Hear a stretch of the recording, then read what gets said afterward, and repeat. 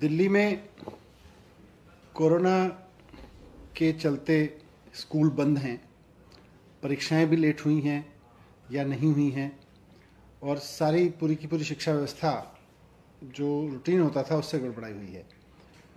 आज हमने एक शिक्षा विभाग के साथ में पूरी एडमिशन एंड एग्जामिनेशन प्रोसेस को लेकर रिव्यू किया और कुछ महत्वपूर्ण निर्णय लिए।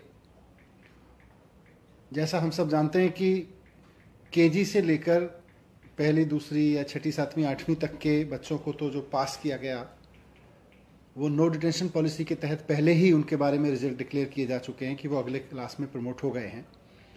लेकिन सबसे बड़ा चैलेंज आ रहा था उन बच्चों के लिए और उन बच्चों के मन में बहुत एंग्जाइटी थी जो 9वीं और 11वीं में पढ़ रहे हैं कि हमारी परीक्षा का क्या होगा। सीबीएसई की परीक्षा के बारे में तो निर्णय ले लिए गए, 10वीं की परीक्षा के बारे में निर्णय हो गया, 12वीं की परीक्षा के बारे में निर्णय हो गया। हमको कैसे पास किया जाएगा, हमारे पास होने की नीति क्या होगी, हमारी परीक्षा की नीति क्या होगी, इस पर काफ़ी अनिश्चितता की स्थिति बनी हुई थी। तो आज 9वीं और 11वीं की परीक्षा के बारे में 9वीं और 11वीं पढ़ने वाले बच्चों को अगले क्लास में प्रमोशन के बारे में कुछ निर्णय लिए गए हैं। कुछ जो महत्वपूर्ण निर्णय हैं मैं आपके सामने रख रहा हूं उनको। पहला तो ये है कि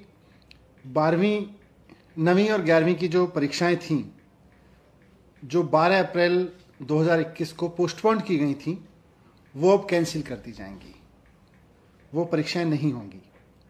तो 9वीं और 11वीं की परीक्षाएं कैंसिल कर दी गई हैं।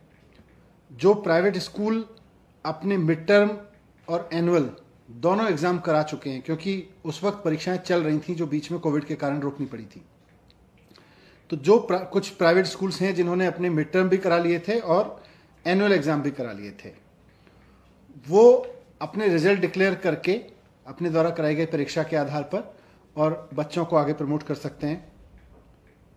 और वो स्कूल, वो चाहे गवर्नमेंट हो, गवर्नमेंट एडेड हो या प्राइवेट स्कूल हो, जिनमें केवल मिड टर्म एग्जाम हो पाए थे और एनुअल एग्जाम नहीं हो पाए थे, वो अपने मिड टर्म एग्जाम के आधार पर ही अपना 9th और 11th का रिजल्ट डिक्लेयर करेंगे। तो जिन प्राइवेट स्कूलों में या गवर्नमेंट स्कूलों में या एडेड स्कूल्स में मिड टर्म एग्जाम हो गए थे और एनुअल एग्जाम नहीं हो पाए थे, तो वो अपने बच्चों को मिड टर्म एग्जाम के रिजल्ट के आधार पर ही अगले क्लास में प्रमोट करेंगे।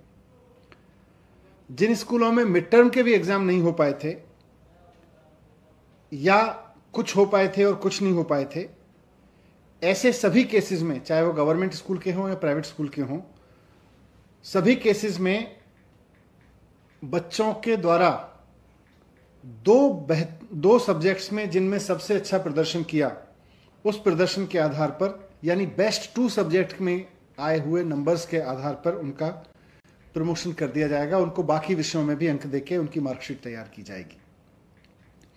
दिल्ली सरकार के स्कूल, जो गवर्नमेंट के स्कूल हैं, इन सब आधार पर जो मैंने ऊपर बताया, 9वीं और 11वीं कक्षाओं का रिजल्ट सरकार के स्कूलों में 22 जून को जारी किया जाएगा।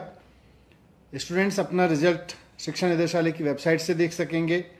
कोई भी विद्यालय अपने विद्यार्थियों को रिजल्ट दिखाने के लिए स्कूल में नहीं बुलाएगा, या तो वेबसाइट पे देख सकेंगे या उनको, क्योंकि अब हमारे पास में उनके सबके नंबर्स हैं, एसएमएस और व्हाट्सएप के जरिए बच्चों को सूचित किया जाएगा। ये भी हमने निर्णय लिया।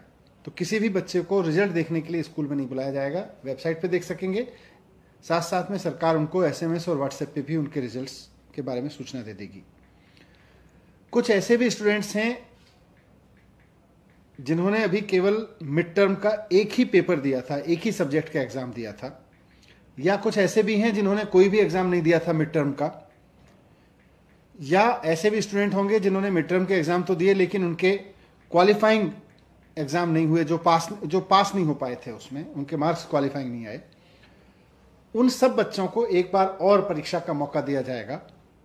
लेकिन ऐसे बच्चों की जो परीक्षा होगी वो फिजिकल नहीं होगी, वो स्कूल में बुला के नहीं होगी, उन्हें किसी फिजिकल परीक्षा में नहीं बैठना पड़ेगा, बल्कि उनका जो परीक्षा है वो रीअसेसमेंट प्रोजेक्ट्स और असाइनमेंट्स के द्वारा स्कूल के स्तर पर कराई जाएगी। और इसकी पूरी गाइडलाइन आने वाले समय में जारी करेगी। अगर किसी बच्चे को रीअसेसमेंट देना पड़ता है यानी जो बच्चे पास नहीं हो पाए हैं या जिन्होंने मिड टर्म का एक भी एग्ज़ाम नहीं दिया या सिर्फ एक दिया है, या जो पास नहीं हो पाए हैं।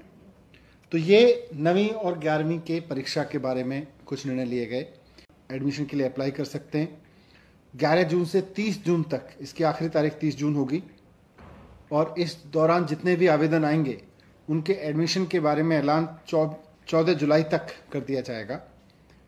और जो लोग फिर भी रह जाएंगे किसी भी कारणवश, अगर वो अप्लाई नहीं कर पाए हैं, तो 23 जुलाई से 6 अगस्त तक फिर से रजिस्ट्रेशन की प्रक्रिया शुरू होगी।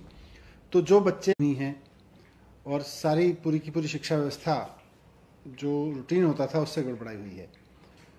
आज हमने एक शिक्षा विभाग के साथ में पूरी एडमिशन एंड एग्जामिनेशन प्रोसेस को लेकर रिव्यू किया और कुछ महत्वपूर्ण